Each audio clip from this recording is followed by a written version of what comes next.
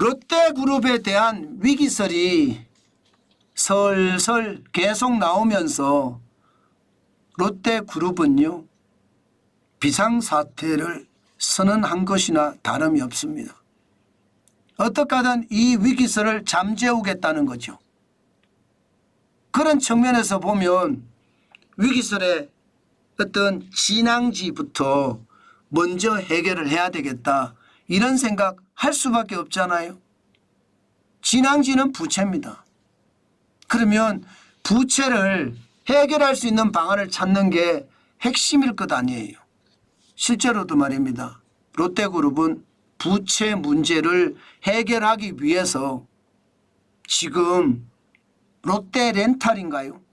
여기가 주로 자동차 렌탈 사업, 렌트카 사업을 하는 그 회사인데 이 회사를 매각하겠다 이렇게 선언을 했다고 합니다.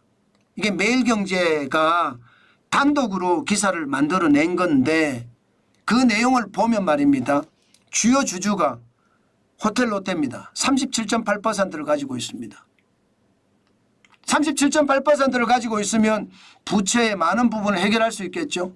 부산 롯데호텔은 22.83%를 가지고 있고요. 아무래도 낫겠죠.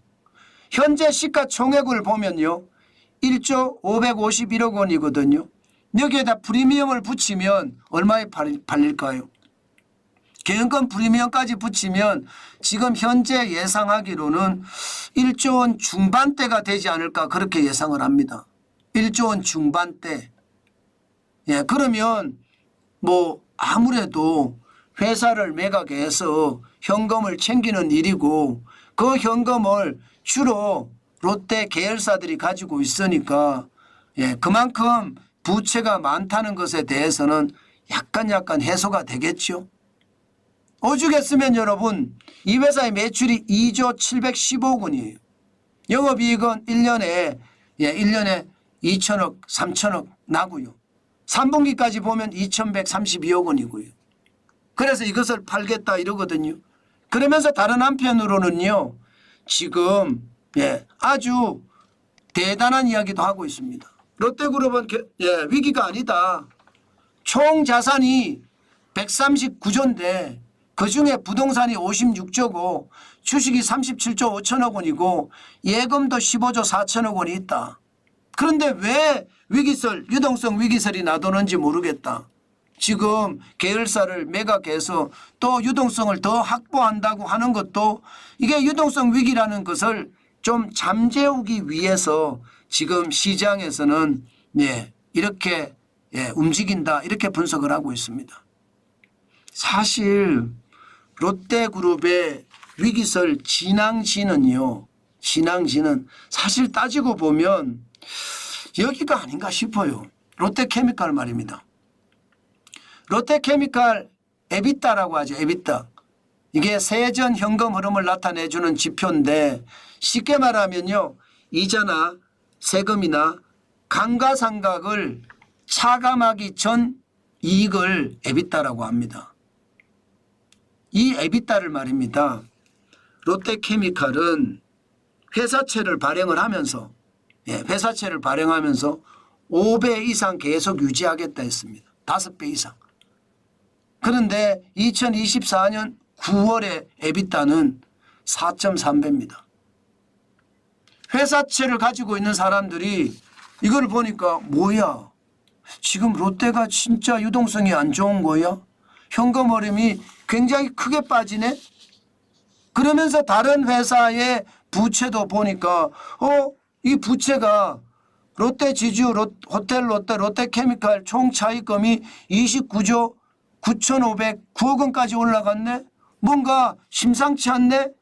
이게 결국은 롯데의 유동성 위기설의 진앙지거든요. 돈을 많이 못 버니까 롯데케미칼이 그동안 롯데의 캐시카우였습니다. 롯데케미칼이 진짜 알짜 기업이었어요. 그런데 이 알짜 기업이 지금 알짜 기업이 안 되는 이유가 중국이 워낙 나쁘니까.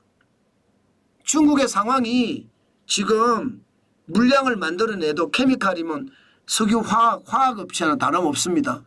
이런 많은 화학의 어떤 재료들은 중국은 싸게 전 세계에다 자꾸 뿌리고 있어요. 자기네 나라에 소비 못하니까. 우리나라에도 이게 저가로 계속 들어오고 있거든요. 저가로 들어오니까 기존의 케미칼 회사는 어떻게 될까요? 박살나는 거죠. 지금 석유화학 회사들이 다 박살나고 있어요.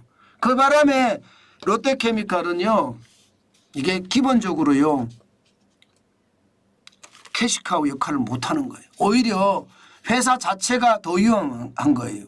근데 문제는 뭐 롯데케미칼이나 호텔 롯데나 이런 회사를 중심으로 롯데의 신성장 동력을 만들겠다면서 회사들을 많이 인수했잖아요. 한샘도 인수하고요. 저는 한샘을 인수한 이유를 잘 모르겠어요, 솔직히. 뭐 롯데건설이 어려운데 한샘까지 인수해서 같이 시너지를 낼 수 있을까요? 저도 경영학을 공부한 사람으로서는 좀 이해가 안 돼요. 중고나라도 인수했거든요. 중고나라도. 저는 차라리 그런 것보다가 마켓컬리 같은 걸 인수해서 오히려 말입니다. 쿠팡하고 한판 뜨는 것도 괜찮았거든요. 아니면 네이버하고 한판 뜨는 것도 괜찮고요. 이거 시기를 놓쳤거든요. 이거 시기 놓치는 바람에 롯데는 유통업인데 유통공룡인데 유통이 망가지고 있는 거예요. 왜? 중국에 알리익스프레스나 테무나 쉬인이 들어오니까 꼼짝마가 된 거예요. 그러니 캐시카우였던 롯데케미칼은 어려운 데다가 유통마저도 어려움을 당하니까 이게 위험하다 그 위기설이 나왔던 겁니다. 저는 여러분 롯데가 당장 무너질 거다 저는 그렇게 생각하지는 않습니다. 그렇지만 실적이 계속 나빠진다면 상황은 나빠질 수도 있습니다. 지금 보시면 롯데 지주 같은 경우에요. 2024년 올해입니다. 올해. 1분기에서 3분기 누적입니다. 롯데 지주는 영업이익은 4,135억 원을 내고 있습니다. 전년 대비하면 마이너스 13.7%예요. 그러나 순이익은 적자로 전환했습니다. 1,871억 원. 매출이 늘어나면 뭐예요? 11조 9,666억 원으로 5.9%가 늘어났으나 순이익이 떨어진 거예요. 순이익이. 롯데케미칼도요. 15조 5,343억 원으로 3.3%의 매출은 늘어났습니다. 그러나 영업이익은 6,601억 원이고요. 당기순이익은요. 6,813억 원이에요. 굉장히 나쁘죠. 롯데쇼핑이 그나마 다행히 나은데 롯데쇼핑도 알리나 테무나 쉬인의 영향을 굉장히 많이 받고 있습니다. 매출액은 3.8% 떨어졌습니다. 10조 5,095억 원. 영업이익은 3,259억 원인데 6.5% 는 숫자거든요. 그러나 순이익은요. 220억 흑자입니다. 90.7%가 줄어들었습니다. 그런 것을 보면 지금 당장 롯데가 무너진다, 롯데가 위기다, 롯데가 공정분해된다 그 정도는 아닙니다. 그러나 지금대로 실적이 계속 나빠지잖아요. 나빠지면 최악의 순간도 맞을 수 있습니다. 저는 진작에 롯데가 살기 위해서는 공격적인 경영을 해야 되고 공격적인 경영을 하기 위해서는 신사업에 신경을 써야 된다 말씀을 드렸습니다. 제가 롯데 오너를 할 것이 아니라 차라리 마켓컬리를 인수해라 그런 말씀도 드린 거 기억나실 거예요. 그게 지금 롯데가 살아날 수 있는 힘이었는데 지금 그게 쉽지 않습니다. 앞으로 롯데그룹은 우리가 지속적으로 지켜봐야 되겠지만 여러분들 보시는 것처럼 조금 위험해 보입니다. 그렇기 때문에 여러분 조심하시고 그랬으면 좋겠습니다. 그렇다고 해서 제가 롯데 지주의 주식을 저는 가지고 있습니다. 팔 생각 없습니다. 안 팔 겁니다. 그냥 둘 겁니다. 그냥 두면서 뭐 그렇다고 해서 더 사지는 않겠지만 저는 개인으로 제가 롯데 지주를 가지고 있거든요. 많이는 아닙니다. 조금 갖고 있습니다. 그래도 저는 팔지는 않겠습니다. 롯데를 믿어보겠다 그런 뜻이죠. 믿는 도끼에 발등 지킨다고요. 그럴 수도 있겠죠. 그렇지만 좀 더 지켜보겠다.